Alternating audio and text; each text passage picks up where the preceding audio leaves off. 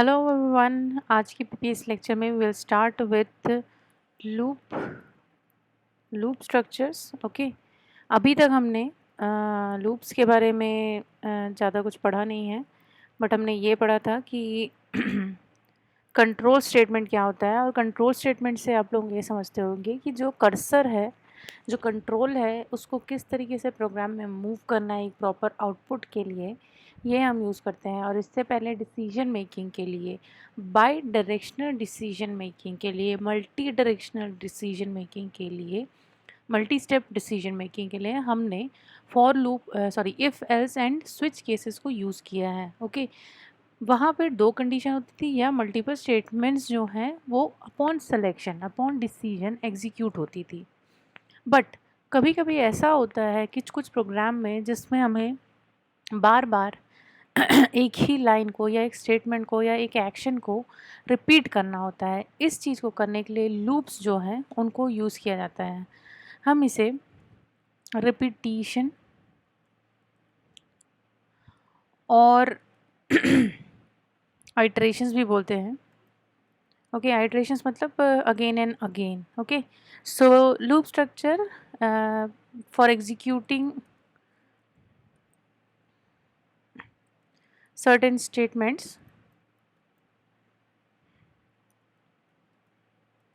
over and over again. Okay, until over and over again, until a condition is satisfied. A condition is satisfied. Okay, so इस case में ये हो सकता है कि हम लोग कब तक इस लूप को चलाएंगे। कंडीशन सेटिस्फाई होना इज़ जस्ट नॉट लाइक एक कंडीशन सेटिस्फाई हुआ एंड उसके बाद हमारा तब तक हमारा लूप चलेगा। बट कब तक चलेगा, तो अनटिल व्हेन, कब तक हमारा लूप जो है वो चलना चाहिए। सो तब तक चलेगा जब तक कि अ कंडीशन इज ट्रू और a condition is false is okay, और for certain number of times, for certain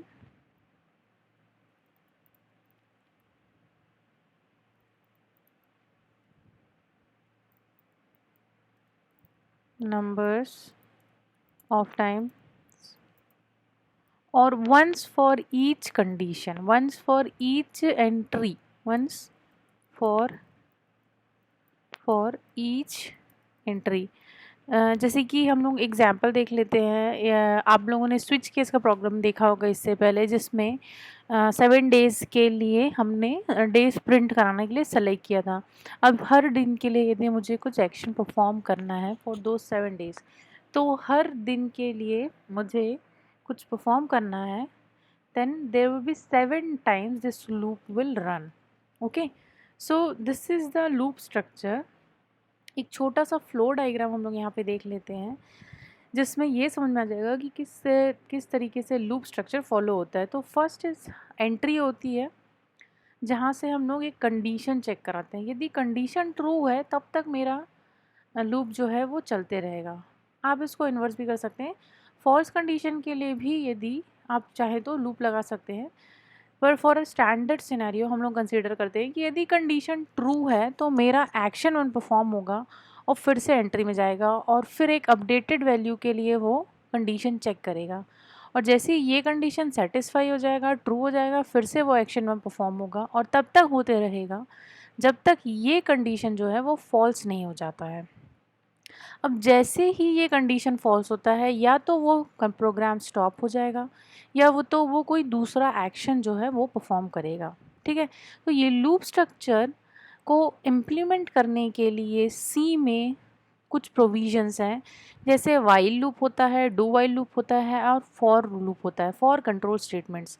तो ये सारे कंट्रोल स्टेटमेंट्स ही हैं जो इस लूप स्ट्रक्चर को फॉलो करने में हमारी मदद करता है। तो आज हम स्टार्ट करेंगे for loop. Okay, for loop जो है वो क्या होता है ये हम देखेंगे। सिंटेक्स देखते हैं, तो सिंटेक्स के लिए मैं आपको डायरेक्टली इस इमेज पे ले चलती हूँ। फॉर लूप के बारे में हम लोग समझते हैं। सबसे पहले तो फॉर लूप का एक सिंटेक्स मैं लिख लेती हूँ सो दैट ये डायग्राम आपको क्लियर हो जाए। तो फॉर का सिंटेक्स आप लिखेंगे, सिंटेक्स फॉर 3 इम्पॉर्टेंट एंटिटी होती है, वो होता है इनिशियलाइजेशन,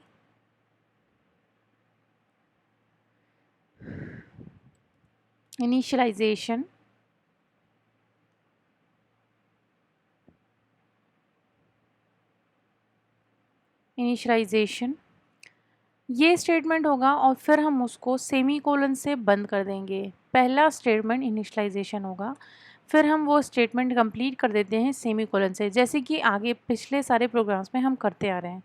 फिर हमारा आएगा test expression. Okay, test expression test होता है, उसके आगे नेक्स्ट जो होगा इंक्रीमेंट, हमारा लूप जो है वो एक कदम आगे बढ़ेगा, ठीक है। और इसकी जो है वो बॉडी इस तरीके से, यहाँ पे स्टेटमेंट हो सकते हैं, स्टेटमेंट्स हो सकते हैं, ओके, जो इस फॉर लूप के अंदर एग्जीक्यूट होंगे। ओके, तो 3 इम्पॉर्टेंट एंटिटी होती है, इनिशियलाइजेशन होता है, टेस्ट एक्सप्रेशन होता है और इंक्रीमेंट होता है, ठीक है। इंक्रीमेंट की जगह डिक्रीमेंट भी हो सकता है, आप लूप को डिक्रीमेंट भी कर सकते हैं to a certain for certain condition, not necessarily for every condition. Generally increment ही यूज़ करेंगे हम लोग, ओके। तो फॉर किस तरीके से एग्जीक्यूट होगा प्रोग्राम में, वो इस स्ट्रक्चर से आपको पता चल जाएगा। यहाँ पे आप देख रहे होंगे हमारा जो सिंटेक्स है, ये वाला सिंटेक्स यहाँ लिखा हुआ है फॉर सबसे पहले फॉर के अंदर हमारा क्या क्या चीज़ें एग्जीक्यूट होती हैं, initialization, test expression, increment. Okay, test expression is always mandatory, जब तक ये टेस्ट एक्सप्रेशन नहीं होगा ये जो है वो ब्लॉक के अंदर नहीं घुसेगा, हमारा कर्सर जो है वो ब्लॉक के अंदर नहीं घुसेगा या उसको स्किप नहीं करेगा। तो फॉर के लिए हमारा test expression is very important. यहाँ पे हम लोग स्टार्ट करते हैं। सबसे पहले जैसे ही हम प्रोग्राम में फॉर को जहाँ से लिखेंगे, कंट्रोल वहाँ पर आएगा, वहाँ से it will go to initialization. Suppose एक वेरिएबल है फॉर, एग्जाम्पल देखते हैं, फॉर मैं इनिशियलाइज कर रही हूँ आई, है ना। हम लोग एक वेरिएबल भी ले लेते हैं, इंट आई की बात करते हैं। जनरली हम लोग आई से डिनोट करते हैं, आप कोई भी वेरिएबल कंसीडर कर सकते हैं, सी कर सकते हैं, ए कर सकते हैं, बी कर सकते हैं। आई मैंने इंटीजर वेरिएबल लिया और आई को 0 से इनिशियलाइज किया, दिस इज़ इनिशियलाइजेशन, मतलब किसी वेरिएबल को डिक्लेयर करना और उस पर कोई वैल्यू पुट करना, ठीक है। तो it will be 1, it could be 1 और 2, और कोई भी ऐसी वैल्यू हो सकती है जो आप जहाँ से अपने लूप को स्टार्ट करना चाहते हैं, ओके। तो फॉर अ टाइम बिंग हम लोग आई इक्वल्स टू 0 से ही स्टार्ट करेंगे, okay. I equals to 0 is initialization, okay. फिर हम लोग जाते हैं टेस्ट एक्सप्रेशन। सपोज मुझे इस लूप को, इस पर्टिकुलर लूप को 5 टाइम चलाना है, तो I check I less than 5, okay. 0 to 5 times मेरा ये लूप जो है वो चलेगा, ओके। और उसके बाद मुझे लूप को इंक्रीमेंट करना है, तो उसके लिए हम लोग पोस्ट इंक्रीमेंट यूज़ कर रहे हैं अभी। फॉर लूप का ब्लॉक स्टार्ट होगा, स्टेटमेंट हम इसमें लिखेंगे। I take this example to next page so that, okay. अब यहाँ पे हम लोग टेस्ट एक्सप्रेशन, सपोज मैं प्रिंट एफ करा देती हूँ आई को ही, ठीक है। प्रिंट एफ में we will simply print %d I. So this will print the value of I 5 times. Okay. If I will keep this 10, तो it will execute the loop 10 times. अब आप यहाँ पे देखेंगे कि for जो है फॉर जो है वो इनिशियलाइज होगा, फॉर के अंदर वेरिएबल जो है वो सबसे पहले इनिशियलाइज होगा, then it will go to, in second step it will go to test expression, that is our I is equals to 10, ओके, i is equal to 10 is our test expression, जहाँ पे variable की value को less than 10 रखना है, ठीक है। Test expression यदि ट्रू होता है, ओके, ट्रू होल्ड करता है, तो अभी के लिए इस लूप में i की वैल्यू तो ज़ीरो है, ओके, यहाँ पे i की वैल्यू ज़ीरो है, तो this is a true condition. और इस ट्रू कंडीशन में the for loop will take the control to statement inside for loop, ये inside block of for loop है जहाँ पे वो कंट्रोल को ले जाएगा, ठीक है। तो यहाँ से directly print F percent D जो है आई एग्जीक्यूट होगा for one time, okay. So 0 is less than 10, I की वैल्यू अभी 0 है तो 0 will be printed, okay.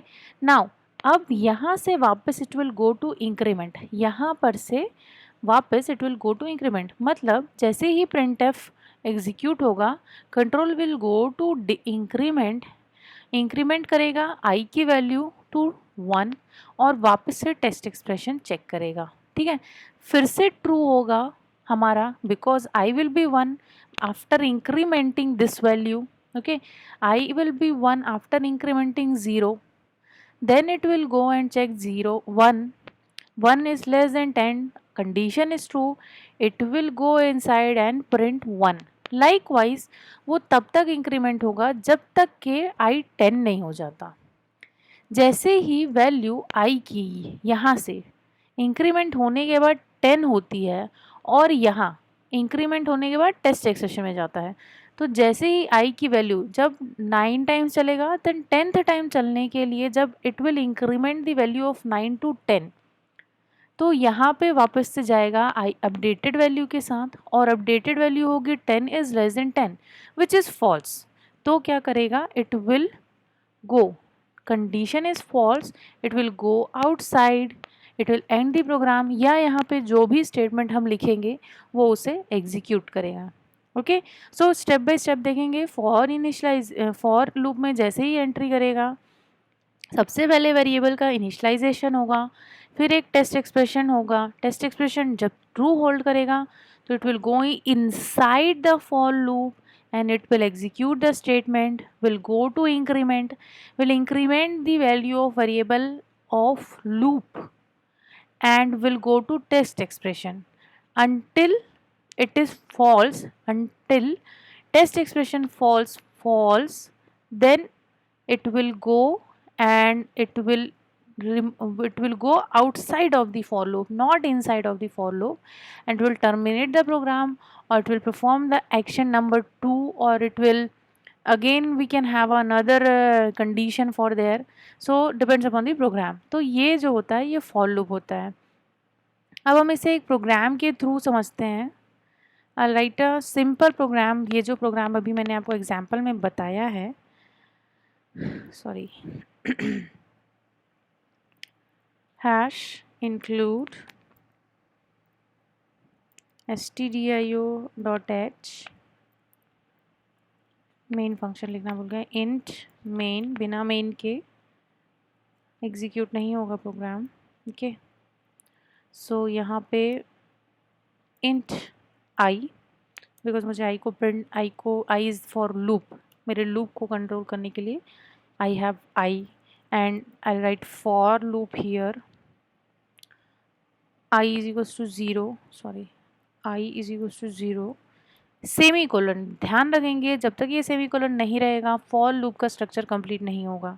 Condition है, ये मेरा इनिशलाइजेशन था, I इज़ लेस देन 5 मेरा कंडीशन है, and I plus plus is the increment operation I have to perform for loop. I'll write printf where I'll print the value of I, okay,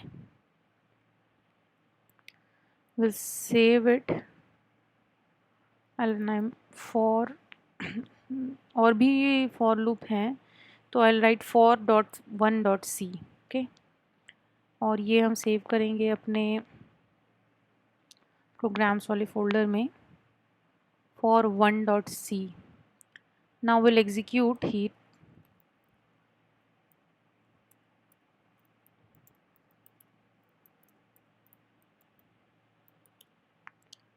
GCC will compile for.1.c for 1.c object file बनाएगा for 1. Okay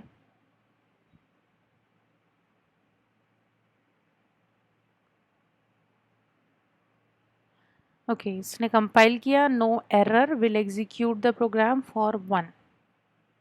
now यहाँ पे आप देखेंगे 0 से तब तक less than 5 तक मुझे एग्जीक्यूट करना है, तो 0 1 2 3 4 इज द वैल्यू, है ना.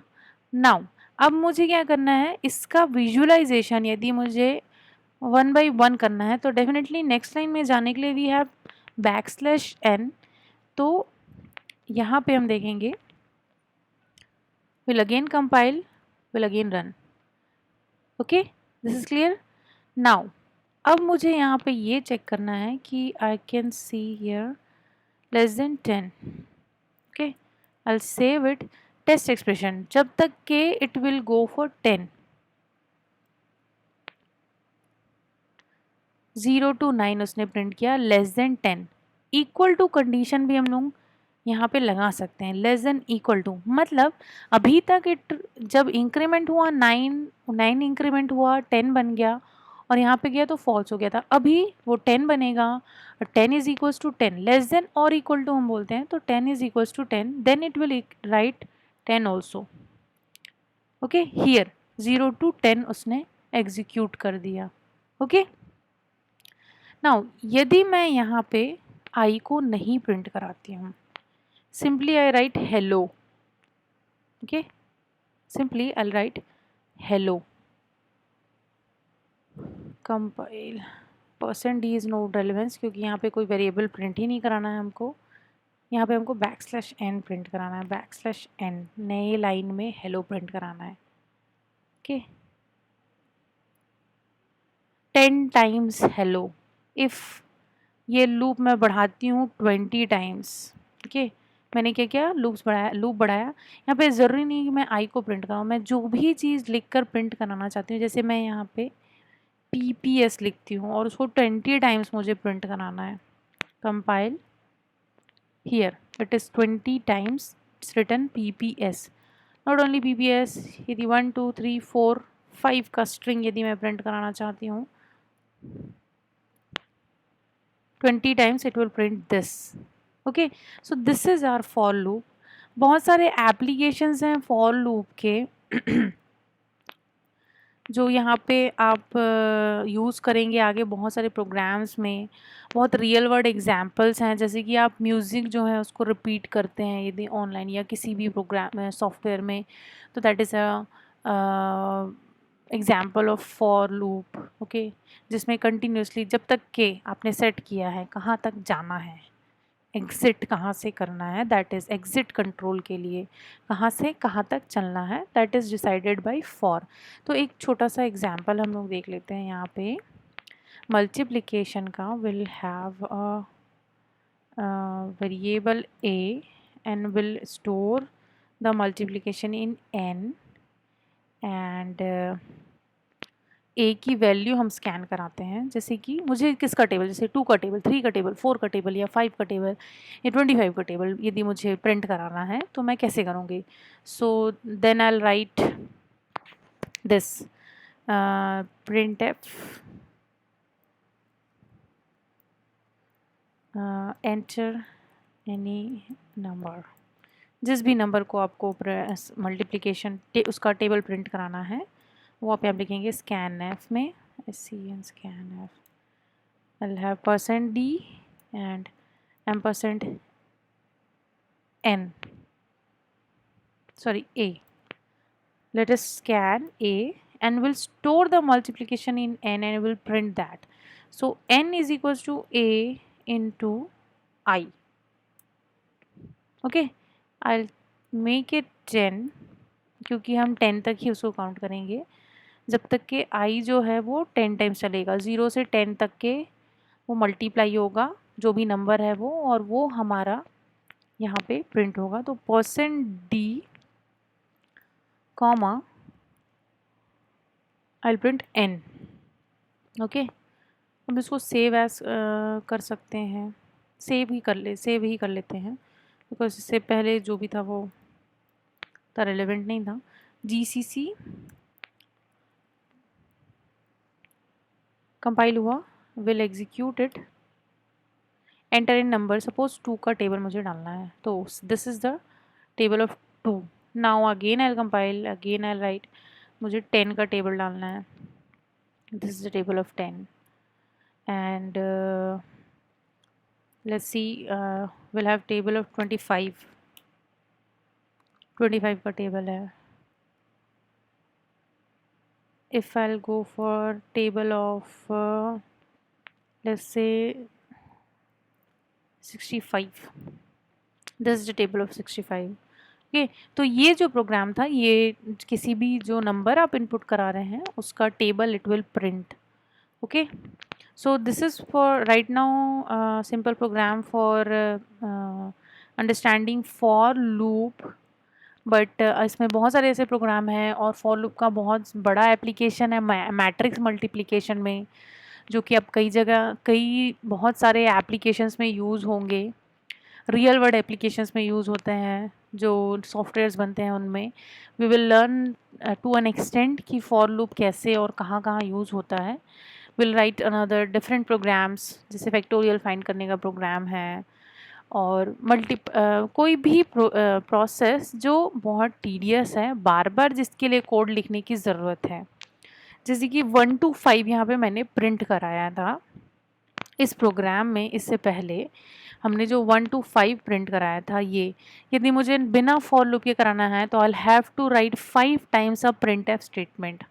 ओके, और उसी की जगह यदि मुझे 50 नंबर 0 to 50 प्रिंट कराना है तो मुझे 50 टाइम्स प्रिंट एफ लिखना था। लेकिन फॉर लूप से मैंने सिर्फ ये 3 लाइन का कोड लिखकर I can print 0 to 50 very easily in a second. आपने यहाँ पे देखा 65 का मल्टीप्लिकेशन बहुत ईजली हमने निकाल दिया।